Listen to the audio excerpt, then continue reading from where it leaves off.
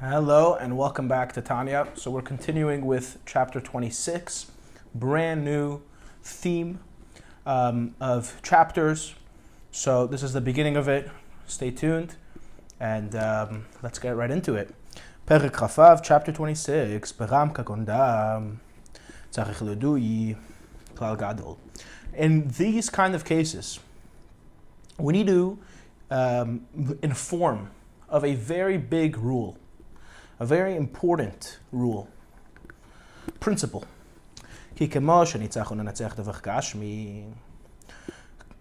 Just like when it comes to a victory that is physical, for instance, two men that are wrestling to conquer each other, to knock over the other. So we have in that scenario as follows: Hinaim ha'echad hu ba'atzlut v'kvedut yunutzach bekal v'yipol gam im hu gibor yoter mechavero. So short and sweet, because this is very powerful over here. If there's one of the two wrestling that is lazy and heavy, he'll easily be won over and fall, even if he is stronger than his friend. And it's very, very simple to understand, yeah? Two people fighting, you can have one who's twice as strong as the other, but if he's lazy and tired, then he's gonna fall and lose.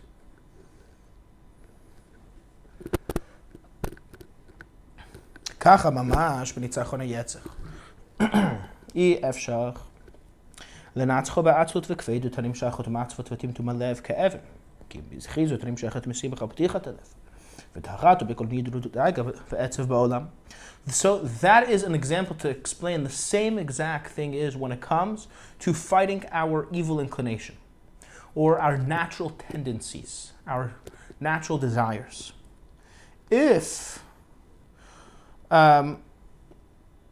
it is impossible to conquer that inclination with laziness and heaviness that come from a place of sadness and a closing up of the heart, so that the heart is closed like a rock.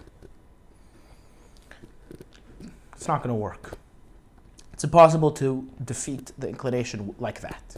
Instead, the only way is with alacrity, being up and excited, which come from joy and the opening of the heart, and it being cleansed of any trace of worries or sadness in the world.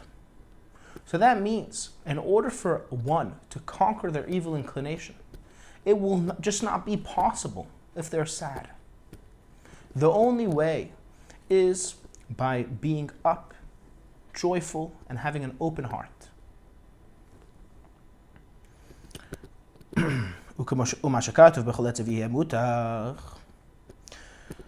So now there is a verse that says, with any sadness, there will be advantage. Which means, right, that there will be an advantage coming from the sadness. So how come we see that sadness is something that could be advantageous? That is the question. So the answer is,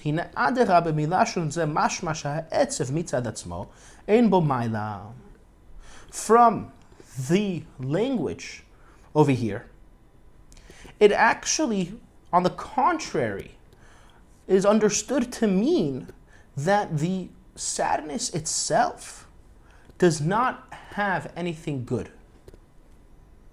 רק שיגיע ויבוא ממנו איזה יתרון. והיינו השמחה האמיתית בהשם אלוהיו. הבא אחר העצב האמיתי, לעיתים מזומנים על עוונותיו, וברך נפשו ולב נשפך. Instead, that the sadness itself is not advantageous, but through it, he'll come to an advantage. What advantage? The joy. True joy in God, his God, that comes after the true sadness, periodically, on his sins, with the bitterness of his soul and a broken heart. That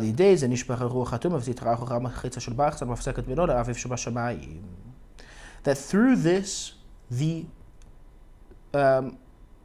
through the sadness that he'll have during certain times, the spirit of impurity and the other side and the blockage that is a block of iron between him and his Father in heaven becomes broken. As it says in the Zohar regarding the verse, a broken spirit, a broken heart, etc.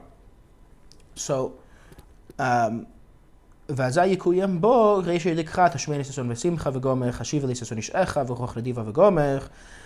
then once he breaks that spirit and that heart, he will there will be fulfilled by him the preceding verses that say, let me be heard with joy and happiness. Return to me the joy of your salvation and a kind spirit, etc. So the point of the Zohar over there is telling us that when a person has a blockage between him and his Father in heaven, let's say for instance, they have a closed heart, it's called Timtum Halev, then how in the world are they supposed to start serving God? The only way to do that is by breaking their heart, thinking about where they've come to. How can it be that they're doing such things, speaking such things, thinking such things, and so on? And when they think about things like that, it breaks that blockage and it opens it up and it allows the heart to be open once again. And then he'll be joyful. So that means that the sadness is not, the bitterness is not something good in and of itself. All it is a useful tool to reach joy. It's, for instance, like a drug that one takes in order to vomit, that he needs to do to clean out his system. The drug itself, the body repulses it. It's not good for the body. And it's nasty. And when one takes it, then and he throws up, then there's an advantage because all of the unhealthy things that were in his system now are exiting and leave. So it itself, just like that, the sadness itself isn't good, but it's something that leads to a good result, which is joy. And I'll just say over here, this is a big point to point out that this is something that was only for the previous generations until our generation, in which the Lubavitcher Rebbe actually, very interestingly, says that nowadays, especially after the long exile and suffering of the Jewish people, it shouldn't happen like it happens, like it happened in the past. We're done with bitterness. And even if a person finds himself in a place where his heart is closed, bitterness is not for him. As he says in his discourse over there, I'll say the name of the discourse is called Meragla Bepuma, from the year 1987. And he says that nowadays you see that people can't take being put down and bitterness. Instead, the opposite, people need extra encouragement. So nowadays, how do you open up your heart? Not by doing what it says over here, actually. Practically, it's by, as he says over there, thinking good. Because when one thinks good, then the result is good. So when he thinks about positive things, about good things, and that his situation is a fixable situation, then it will follow and actually play out that way.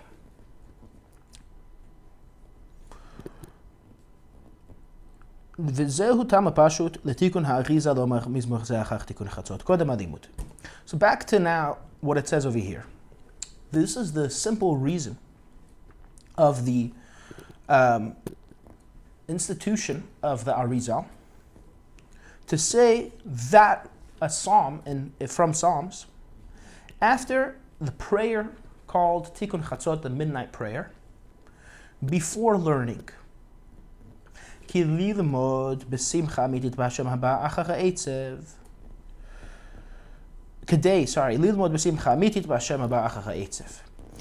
order to learn with true joy in God, that comes after the sadness, because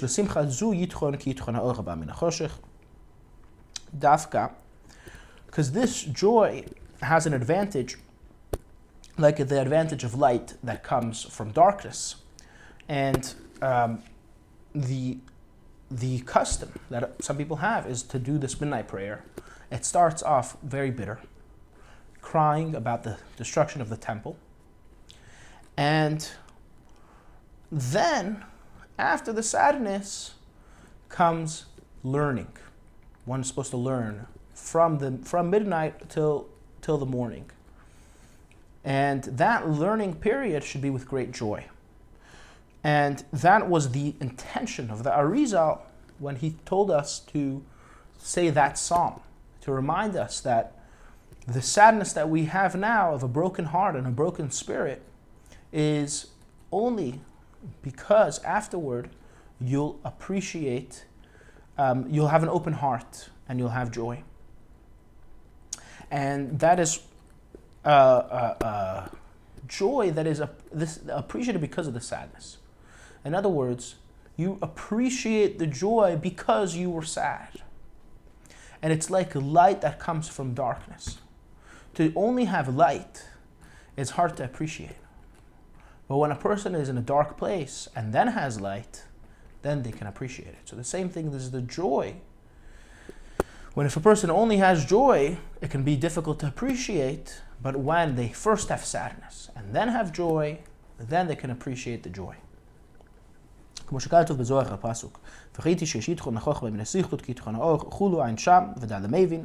the Zohar brings on the verse, I saw that there is advantage of light of wisdom over foolishness, like light over darkness.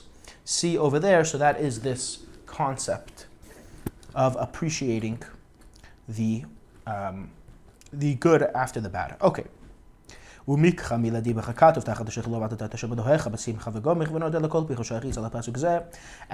the verse itself tells us, actually, as it says in the curses, because you did not serve God, your God, with joy. And the verse continues, he doesn't quote it here, you will serve your enemy. So the punishment of not serving God with joy is serving the enemy.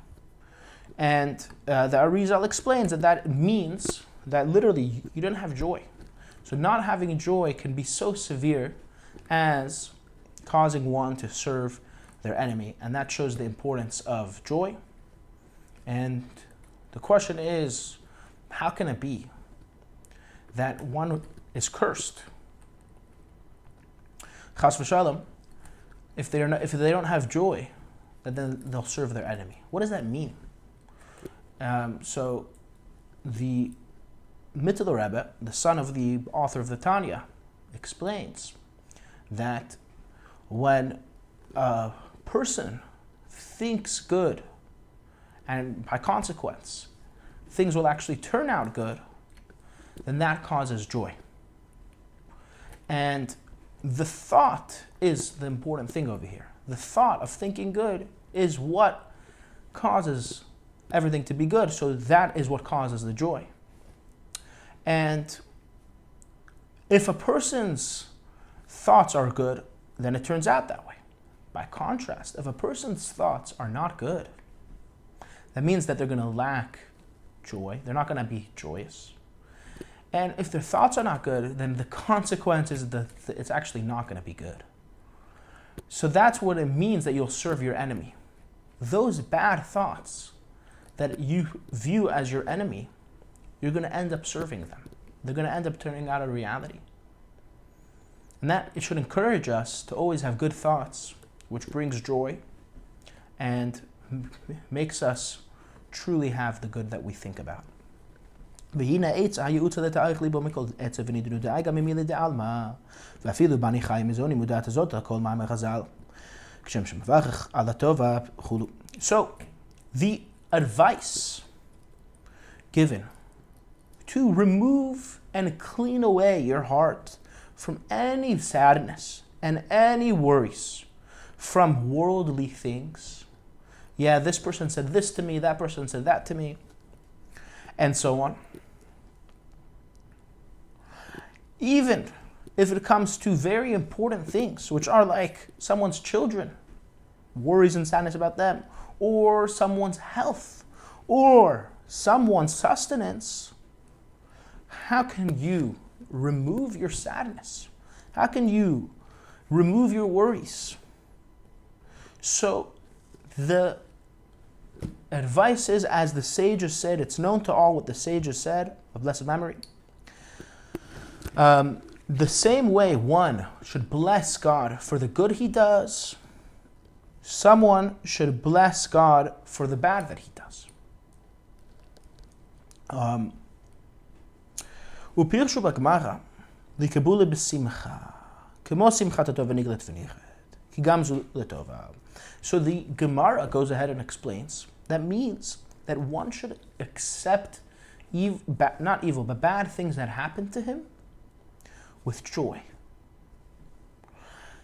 Just like the joy that comes from good, that you can see and that is revealed.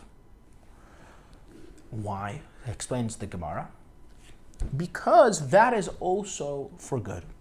The bad that occurs to a person, the unfortunate events that occurs to one are themselves for the good. They themselves are good. You just can't see it. So, how do you rid yourself of sadness? By having in mind that anything that I don't like, if someone told me something, or God forbid something bad happens, that's in essence really a good thing. I can't see it, but it is a good thing. And that is what he's going to explain over here.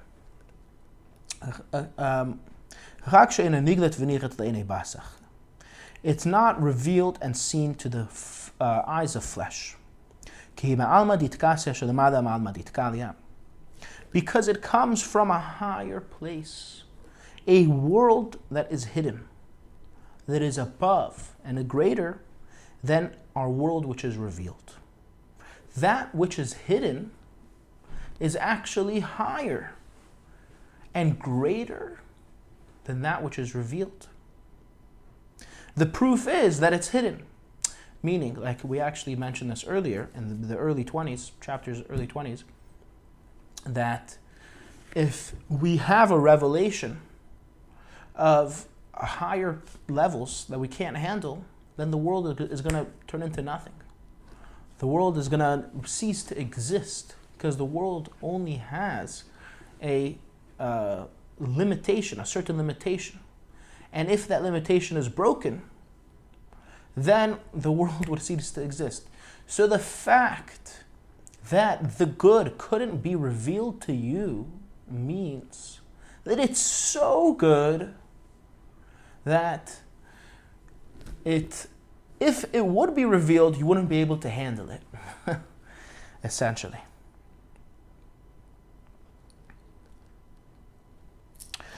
Fine. So as we know, the name of God is made up of 4 letters. The second 2, which are the letters Vav and Hey, is the revealed world. That which can be revealed to us, that which we can handle. By contrast, the first 2 letters, Yud Hey, is referring to the hidden worlds, that which is we can't handle. So those first 2 letters are greater than the last 2 letters. That which is hidden, it is greater than that which is revealed, as we explained. And that is what the verse says. Fortunate is the man that Yud-Hey, that God gives him suffering. So that is, it uses the language of there for God, Yud-Hey, which refers to the hidden, the realms that are hidden. So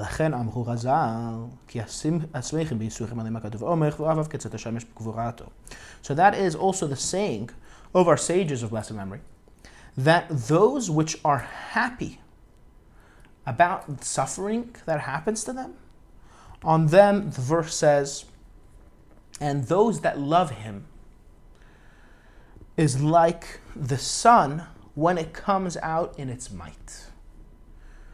What does that mean? So we're about to explain right now.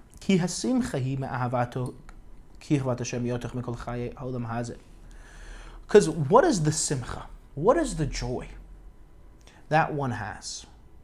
The joy that one has comes from the love that God has for him.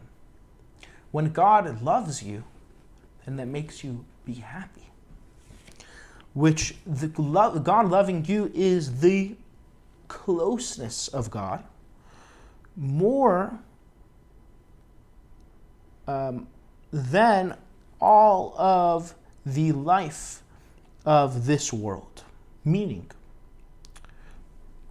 to explain what that means, when a person goes through a suffering or an unfortunate event, then God is making him closer to them through that suffering more than the entire world can handle. Because it was a suffering, because he didn't see the revelation of the good, that itself is a proof that the entire world wouldn't be able to handle such a good. By the way, I just want to say in parentheses that the Lubavitcher Rebbe would always stress that we should not just have good, but have revealed good. As good as its hidden good is, we still want revealed good. We want to see it, and that should be what we should always have entirely. Continuing, as it says in the verse, because your kindness is greater than life. That refers to the suffering that one has, which is God's kindness, is much greater of a good than the entire life of the world can handle. And as we are explaining, the closeness of God is much greater, infinitely greater, in the hidden realms. Because Sham Chevyon Uzo, because over there is his glory, and he is sitting in the concealed supreme levels. In other words, the more concealed it is, the greater of a level, and the closer to God it is. And therefore, one who appreciates the suffering he has and says thank you to God for it and has joy in it, he will merit the sun coming out of its glory, of its strength, in the future era when Moshiach comes. So what does that refer to? The sun, the strength of this? What's that talking about? So he says like this: Sheyitziat chama minirtaka, sheyimechusa bo be'olam hazeh. That is the revelation of the sun from its sheath, its covering, which it is concealed in nowadays, in our times, in this world. That refers to God's kindness, like we said before. So this kindness that God has, that is hidden nowadays, will be revealed, will be revealed from its covering. So that means somebody that goes through suffering, who can't see God's kindness now, when Moshiach comes, will see the abundant kindness behind that suffering. Parenthetically, it says that when Moshiach comes, we're going to thank God for being angry at us. So that, I think, is the explanation, what we're saying over here. דהיינו, שאז יתקע לעלמא דיתקסיה ויזכח ויעיך בגילוי חווה ועצום לכל החוסן בו בעולם הזה, ומסתופפים מצילות צל החוכמה, שהוא בחינת הצל ולא אוכל וטוב ונירת ודאי למבין. That is, that then, when Moshiach comes in the future, the hidden realms will be revealed and shine and light up with great revelation to all those that look onto him, to God, in this world nowadays, and are in his shade, which is the shade called the shade of Chachma, which is talking about a high level that can't be revealed, and that is why it is a shade. It's concealed, like a shade concealed as the sun, and not light and good that is seen. And that is enough to explain.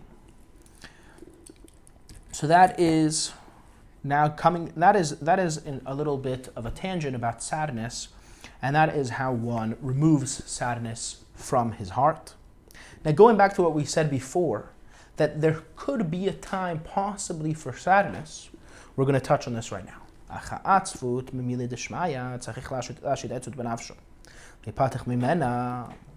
When it comes to, that is what we mentioned before. Sorry, that introduction I just gave, I'm just going to redo it. So the sadness that we said that one is cleaned of when he is thankful to God for the bad that happens to him, that is sadness from worldly things.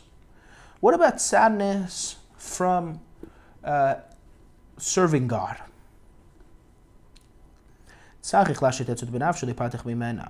One has to set times to be freed from that sadness.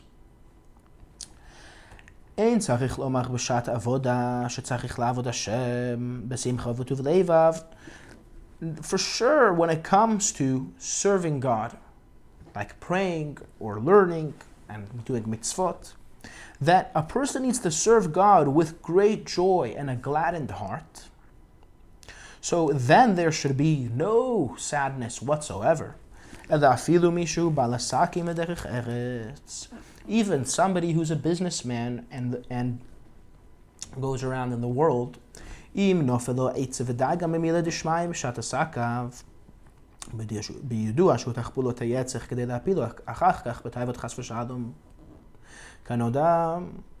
if somebody during his business affairs starts being sad and gets worried about heavenly things during his work, you should know that it is a scheme of the evil inclination in order to make him fall and succumb afterward to desires, God forbid, materialistic desires, as it's known. Because if that wasn't the case, that the evil inclination was making up a scheme in order to get him to suck him into something, from where would come a true sadness? From the love of God, or yirato b'emtza sakav, or a fear of God in the middle of his business. So for somebody to have sadness about godly matters by his business, the only place that can come from is the evil inclination, trying to suck him into doing something not good, or thinking or speaking something not good, because he's in the middle of doing business. So what's the connection to godly matters? How can the love and fear of God bring him to a place of sadness while he's doing his business? So that's a no good thing. It is the evil inclination.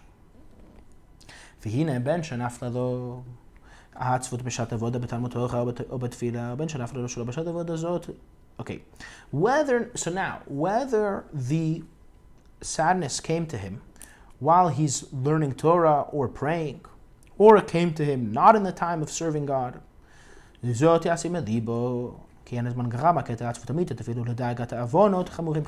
let's say practically it does happen. One does have such sadness. It doesn't matter what he's in the middle of doing. He must think to himself, now is not the time for true sadness, even on worries about severe sins, God forbid. It's not the time now. That's what you got to tell yourself.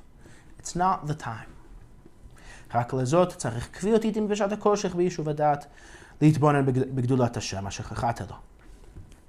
For this, instead, you can only do it by setting right times, then auspicious times, when you can sit and have a calm mind, settled mind, to think about the greatness of God, that you sin to Him.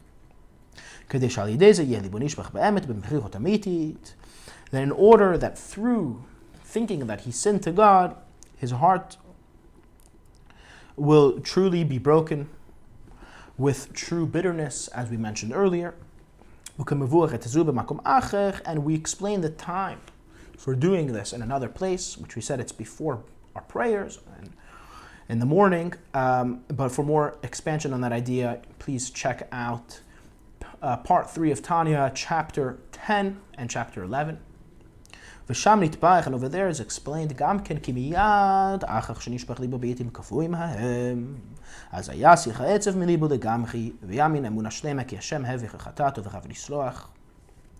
and we also explained there that right after, immediately after his heart is broken, in those set times, and no other time, of course, when such a thing doesn't have a place, then, right as it's broken, he should get rid of the sadness from his heart completely and have complete faith in God that he removed his sin and God is abundantly forgiving. And this is the true joy that comes in God, that comes after the sadness. As we mentioned earlier, the true joy is that God forgave me, and now any sins that I have and so on are wiped away. I have a clean slate. That is the joy that one receives. Thank you for watching and listening, and I hope you enjoyed.